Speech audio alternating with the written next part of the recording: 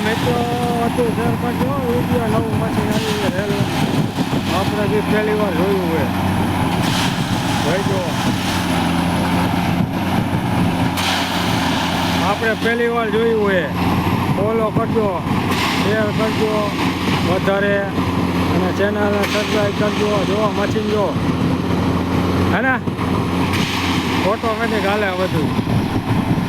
automatic હો બધું પાટા અંદર કાંકરી દબાવે જો હે ઓટોમેટિક